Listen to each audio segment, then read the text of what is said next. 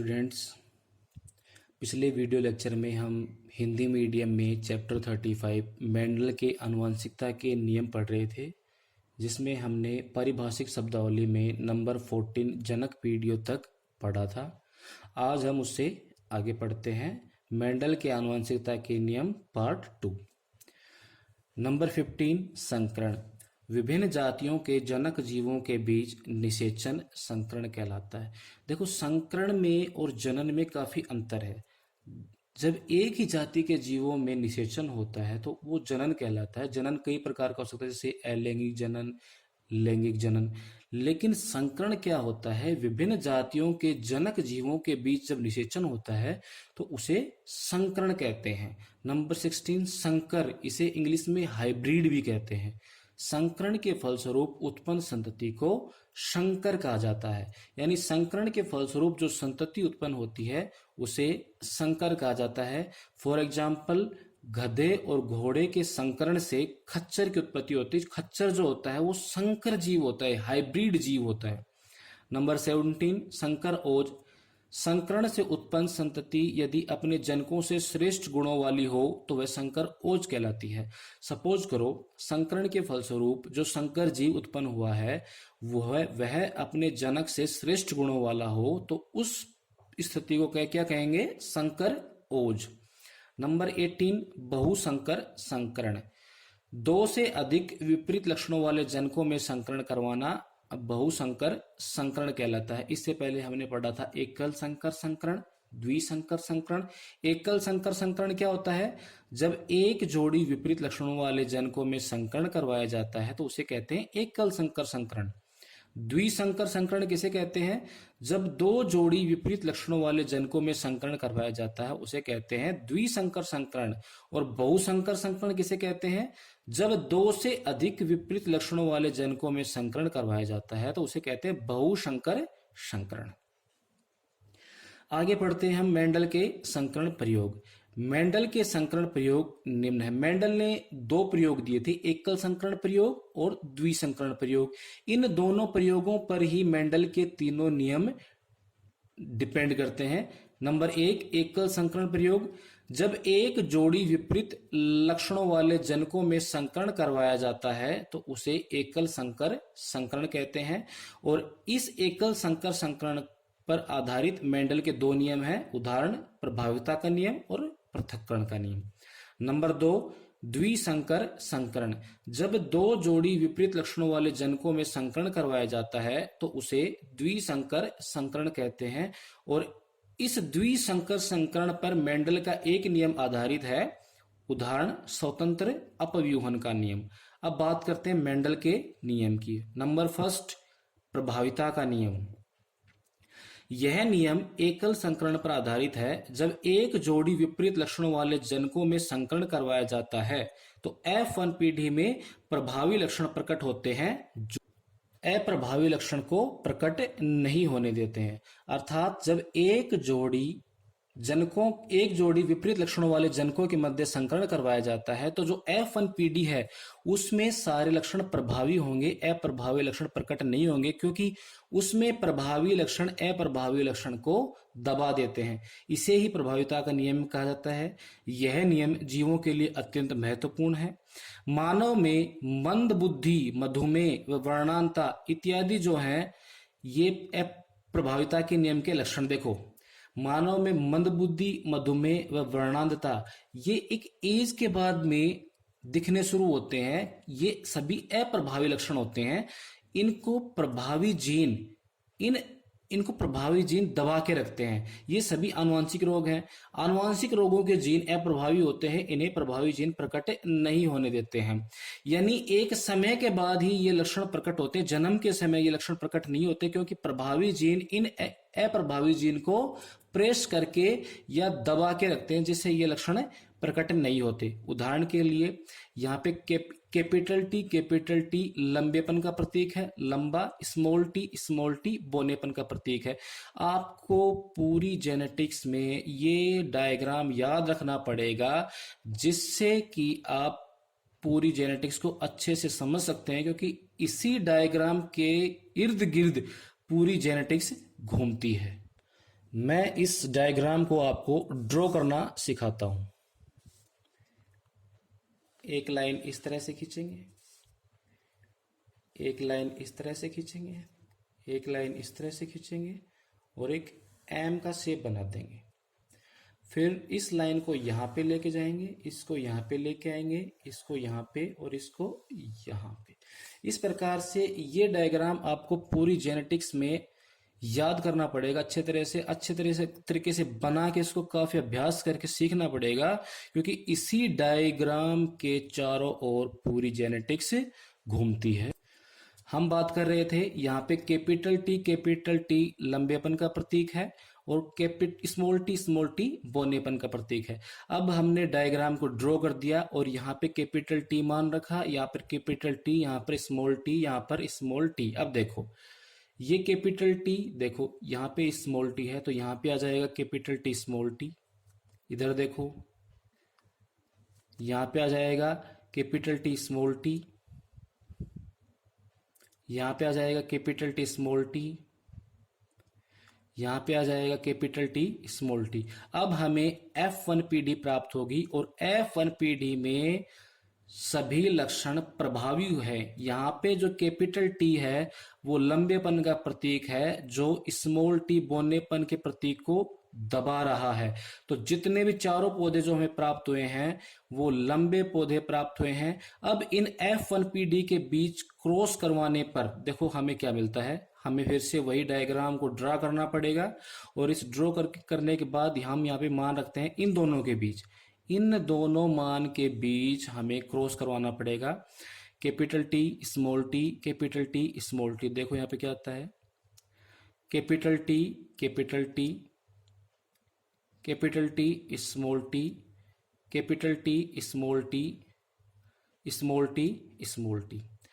ये हमारे पास F2PD होगी। अगर हम इस डायग्राम को नहीं बनाते हैं तो हम चेकर बोर्ड मेथड भी अपना सकते हैं। इस चेकर बोर्ड मेथड में इस प्रकार से कोष्ठक बना लेंगे और यहाँ पे देखो कैपिटल टी स्मॉल टी यहाँ पे मान रख देते हैं, कैपिटल टी स्मॉल टी, इधर भी कैपिटल टी स्मॉल टी मान रख देते हैं और फिर इनको आपस में मल्टीप्लाई करके यहाँ पे लिख देते हैं। ये चेकर बोर्ड मेथड है। चेकर बोर्ड मेथड से इजी ये आप इस डायग्राम को ड्रॉ करना सीख लीजिए।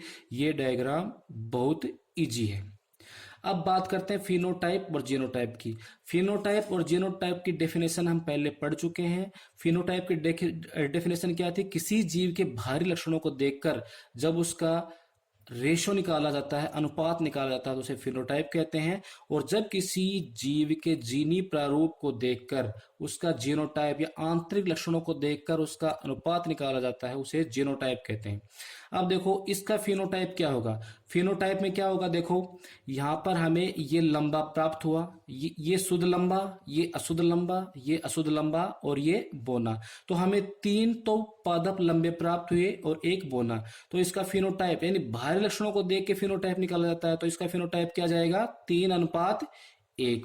उसी प्रकार से जीनोटाइप में क्या होता है, जीव के आंतरिक लक्षणों को देखकर या उसकी जीनी संरचना को देखकर जब उसका अनुपात निकाला जाता है तो उसे जीनोटाइप कहते हैं। देखो हमारे पास यहाँ पे एक शुद्ध लंबा, 2 अशुद्ध लंबे और एक शुद्ध बोना है। तो जीनोटाइप आ जाएगा 1:2:1। एक में समयुग्मजीय लंबे यानी शुद्ध लंबा, 2 अशुद्ध लंबे हैं विषमयुग्मजीय लंबे और एक शुद्ध बोना है, तो यहां पे आ जाएगा समयुग्मजी बोना। जब लंबे व बोने पौधे में संकरण करवाया जाता है तो F1PD में उत्पन्न सभी पादप प्रभावी लक्षण युक्त लंबे प्राप्त होते हैं। जब F1PD में स्वनिषेचन स्वपरागण करवाकर F2PD प्राप्त की जाती है तो उसमें लंबे व बोने में फिनोटाइप 3:1 व जीनोटाइप 1:2:1 प्राप्त होता है। प्रभाविता के नियम के आगे हम पढ़ते हैं पृथक्करण का नियम, इसे विसंयोजन का नियम भी कहते हैं या इसे युग्मकों की शुद्धता का नियम भी कहते हैं। इस नियम के अनुसार युग्मक निर्माण के दौरान जीन के दोनों सदस्य पृथक पृथक हो जाते हैं। मैं आपको पहले भी बता चुका हूं कि जीन गुणसूत्र पर पाई जाने वाली एक मोती के समान संरचना होती है और जोड़े के रूप में पाई जाती है, यानी इसमें 2 सदस्य होते हैं और प्रत्येक सदस्य को क्या कहा जाता है, एलील। इस नियम के अनुसार युग्मक निर्माण के दौरान जीन के दोनों सदस्य पृथक पृथक हो जाते हैं। इनमें से केवल एक सदस्य ही युग्मक का निर्माण करता है, इसलिए इसे पृथक्करण का नियम कहते हैं। युग्मक अगुणित व शुद्ध होते हैं। आपको पता होना चाहिए युग्मक हमेशा अगुणित होता है, चाहे वह नर का युग्मक हो या मादा का युग्मक हो। युग्मक प्लस युग्मक जब मिलते हैं तो उनमें निषेचन होता है और निषेचन के फलस्वरूप युग्मनज का निर्माण होता है जो द्विगुणित होता है। युग्मक अगुणित व शुद्ध होते हैं, इसलिए इसे युग्मकों की शुद्धता का नियम भी कहते हैं। इसमें युग्मकों में प्रभावी व अप्रभावी जीनों का पृथक्करण होता है, इसलिए इसे विसंयोजन का नियम भी कहा जाता है। पृथक्करण के नियम के महत्व देखो, इसमें जीन संकल्पना की पुष्टि होती है। जीन वंशागति की इकाई है जो एक पीढ़ी से दूसरी पीढ़ी में लक्षण संचरित करती है। हम ये पहले ही पढ़ चुके हैं कि जीन एक पीढ़ी से दूसरी पीढ़ी में लक्षणों को संचरित करने का कार्य करते हैं। नेक्स्ट, जीवों में प्रत्येक लक्षण जीनों द्वारा नियंत्रित होते हैं, यानी जीवों में जितने भी लक्षण होते हैं वो जीनों द्वारा ही कंट्रोल होते हैं। नेक्स्ट, प्रत्येक जीन में 2 युग्म विकल्पी होते हैं। अभी मैंने आपको बताया था कि जीन में 2 सदस्य होते हैं। गुणसूत्रों पर मोती के समान संरचना पाई जाती है और इन दोनों सदस्य में से प्रत्येक सदस्य को युग्म विकल्पी या एलील कहते हैं। और ये जो युग्म विकल्पी होते हैं ये एक जोड़ी विपरीत लक्षणों को नियंत्रित करते हैं। नेक्स्ट, जीन के युग्म विकल्पी एक साथ रहते हुए भी मिश्रित नहीं होते। देखो, जीन के युग्म विकल्पी एक साथ रहते हैं, जोड़े में रहते हैं, लेकिन कभी भी ये आपस में जुड़ते नहीं है, मिश्रित नहीं होते हैं। नेक्स्ट, युग्मक निर्माण के समय युग्म विकल्पी एक दूसरे से अलग होकर अलग अलग युग्मकों का निर्माण करते हैं। मेंडल का नंबर 3 नियम, स्वतंत्र अपव्यूहन का नियम। देखो, मेंडल के 3 नियम हैं। प्रभाविता का नियम 1 नंबर, पृथक्करण का नियम 2 नंबर और स्वतंत्र अपव्यूहन का नियम 3 नंबर।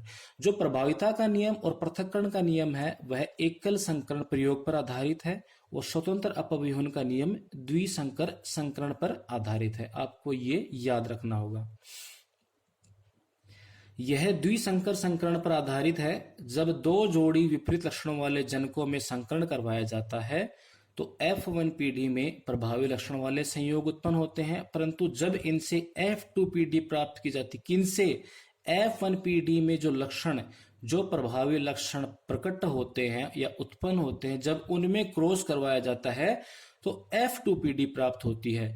और तो सभी लक्षणों की वंशागति स्वतंत्र रूप से होती है, यानी F2 पीढ़ी में जो लक्षण प्राप्त होते हैं उनकी वंशागति स्वतंत्र रूप से होती है, अर्थात एक लक्षण की वंशागति का दूसरे लक्षण की वंशागति पर प्रभाव नहीं पड़ता है। इसे ही स्वतंत्र अपव्यूहन का नियम कहा जाता है। उदाहरण,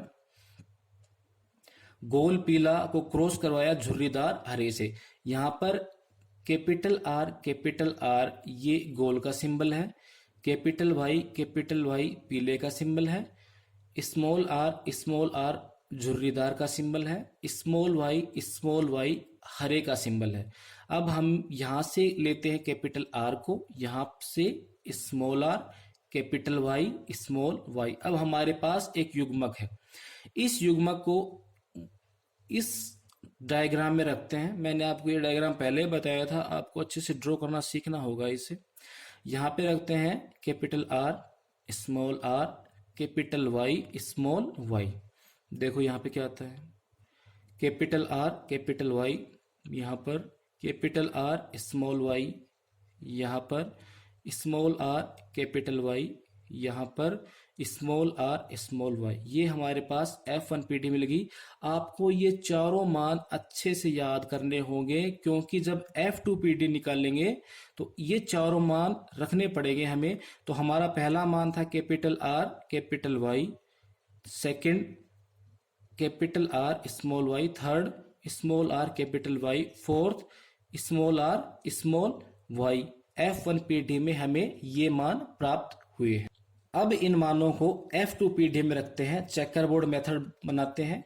देखो, पहला मान हमें प्राप्त हुआ था capital R capital Y, second capital R small Y, small R capital Y, small R small Y. इस तरफ भी सेम ऐसे मान रखते हैं, बिल्कुल चारों के वैसे रख देते हैं इस तरफ भी। अब इसका क्रॉस इससे करवाते हैं, capital R capital R capital Y, यहां पे ये आ गया देखो। इसका क्रॉस जब इससे करवाते हैं तो एक कैपिटल आर ये रहा, एक कैपिटल आर ये रहा, एक कैपिटल वाई ये रहा, एक कैपिटल वाई ये रहा। अब इसका क्रॉस करवाते हैं इससे, capital R capital Y small Y. इसको इससे क्रॉस करवाते हैं, capital R small R capital Y. इसका क्रॉस करवाते हैं इससे, capital R small R capital Y small Y. इसका क्रॉस करवाते हैं इससे, capital R capital Y small Y. इसका क्रॉस करवाते हैं इससे, कैपिटल आर स्मॉल वाई। इसका क्रॉस करवाते हैं इससे, capital R capital Y small Y. इसका क्रॉस करवाते हैं इससे, capital R small Y small Y. इसका क्रॉस करवाते हैं इससे, कैपिटल आर कैपिटल वाई। अब इसका क्रॉस करवाते हैं इससे, capital R capital Y small Y. इसका क्रॉस करवाते हैं इससे, स्मॉल आर कैपिटल वाई। इसका क्रॉस इससे करवाते हैं, small R capital Y small Y. इसका क्रॉस करवाते हैं इससे, capital R capital Y small Y. अब इसका क्रॉस करवाते हैं इससे, कैपिटल आर स्मॉल वाई। इसका क्रॉस करवाते हैं इससे, small R capital Y small Y. अब इसका क्रॉस करवाते हैं इससे, ये अंतिम वर्ड है, स्मॉल आर स्मॉल वाई। अब यहां पर ध्यान देने योग्य बात यह है कि हमने गोल पीले का क्रॉस करवाया था झुर्रीदार हरे से, और गोल का सिंबल क्या था, कैपिटल आर। पीले का सिंबल क्या था, कैपिटल वाई। जब हमने F1PD निकाली थी तब की बात कर रहा हूं मैं। और झुर्रीदार का सिंबल क्या था, स्मॉल आर। और हरे का सिंबल क्या था, स्मॉल वाई। अब मैंने आपको पहले ही आपको मैं बता चुका हूं कि कैपिटल लेटर है वो स्मॉल लेटर को हमेशा दबाता है।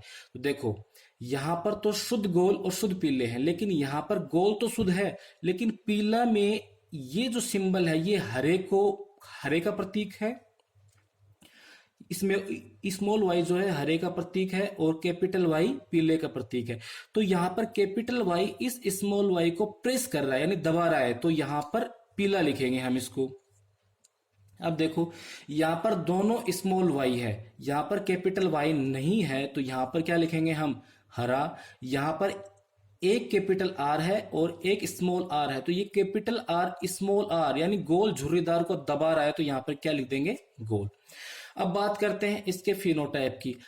फिनोटाइप लक्षण प्रारूप मैंने आपको पहले बताया था, किसी भी जीव का लक्षण प्रारूप उसके बाहरी लक्षणों को देखकर निकाला जाता है। इसका फिनोटाइप आ जाएगा 9:3:3:1। और ये कैसे आया, अब देखो हमारे पास गोल पीले कितने हैं, बाहरी लक्षण देखेंगे हम इनके। गोल पीले 1 2 3 4 5 6 7 8 9 हमारे पास क्या है, गोल पीले। अब बात करते हैं गोल हरे कितने हैं हमारे पास, 1 2 3 गोल हरे हैं, तो 9:3। अब बात करते हैं झुर्रीदार पीले कितने हमारे पास, 1 2 3 झुर्रीदार पीले हैं। अब बात करते हैं झुर्रीदार हरे कितने हैं, तो झुर्रीदार हरा हमारे पास कितने हैं, 1। अतः इसका फिनोटाइप क्या गया, 9:3:3:1। अब बात करते हैं इसके जीनोटाइप की। जीनोटाइप की डेफिनेशन क्या है, जब किसी जीव के आंतरिक लक्षणों या जीनी संरचना को देखकर उसका अनुपात निकाला जाता है तो उसे जीनोटाइप कहते हैं। यहां पर देखो कैपिटल आर कैपिटल वाई, इस एक वर्ड को ले लो और इसको देखो कि पूरी टेबल में कहीं पे ये दूसरा वर्ड मैच कर रहा है क्या किसी से? Capital R capital R capital Y पूरी सारणी में सिंगल वर्ड है, तो एक अनुपात। अब ये देखो capital R capital Y small Y किसी से मैच कर रहा है क्या? देखो सेम ऐसा का ऐसा वर्ड यहां पर है, capital R capital Y small Y, तो 1:2। अब देखो ये किसी से मैच कर रहा है क्या? Capital R small R capital Y, ये देखो इससे मैच कर रहा है। ये भी capital R small R capital Y है, और ये भी capital R small R capital Y है, तो 1:2:2। अब बात करते हैं इसकी, ये किसी से मैच कर रहा है क्या? Capital R capital Y small Y, ये देखो एक रो में चारों के चारों मैच कर रहे हैं।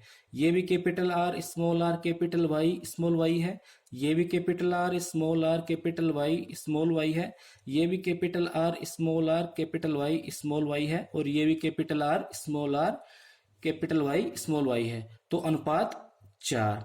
अब बात करते हैं इसकी, ये किसी से मैच कर रहा है क्या? कैपिटल आर स्मॉल वाई, ये किसी से भी मैच नहीं कर रहा है, तो अनुपात 1। अब बात करते हैं इसकी, कैपिटल आर स्मॉल वाई, ये देखो इससे मैच कर रहा है, कैपिटल आर स्मॉल वाई, 1:2 कर देते हैं। अब देखो ये किसी से मैच कर रहा है क्या? ये देखो किसी से मैच कर रहा है क्या? स्मॉल आर कैपिटल वाई, ये किसी से भी मैच नहीं कर रहा, तो अनुपात 1।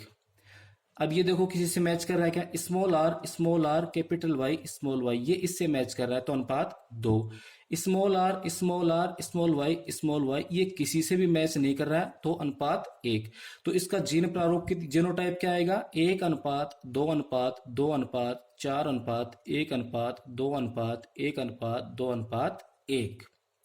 अब देखो इसमें एक विशेष बात ये है, जैसे ये है गोल पीले, तो अगर आपको इसको विस्तार पूर्वक या डिस्क्राइबली लिखना पड़ेगा, तो इसमें देखो कैपिटल आर समयुग्मजी है, तो समयुग्मजी गोल, कैपिटल वाई ये भी समयुग्मजी है, तो समयुग्मजी गोल समयुग्मजी पीले, ये लिख सकते हैं इसको। अब इसमें देखो कैपिटल आर दोनों सेम है, समयुग्मजी हैं, और यहाँ पे कैपिटल वाई स्मॉल वाई, दोनों कैपिटल वाई नहीं है और न ही दोनों स्मॉल वाई है, तो ये विषमयुग्मजी हैं। तो इसको इस तरह से लिख सकते हैं, समयुग्मजी गोल और विषमयुग्मजी पीले। इसको देखो यहाँ पे कैपिटल आर है और स्मॉल आर है, तो समयुग्मजी नहीं है, विषमयुग्मजी है, लेकिन यहाँ पर कैपिटल वाई है, तो इसको क्या लिख सकते हैं हम? विषमयुग्मजी गोल समयुग्मजी पीले। Capital R capital Y small Y, यहाँ पे ये भी समयुग्मजी नहीं है और ये भी समयुग्मजी नहीं है, इसे क्या लिख सकते हैं? विषमयुग्मजी गोल विषमयुग्मजी पीले। अतः पूरी सारणी में इसी तरह से लिख सकते हैं जीनोटाइप को हम। आपको इस सारणी को बना के अभ्यास करना पड़ेगा, तब जाके आपको ये सारणी बनानी आएगी और इसके फिनोटाइप और जीनोटाइप निकालने आएंगे।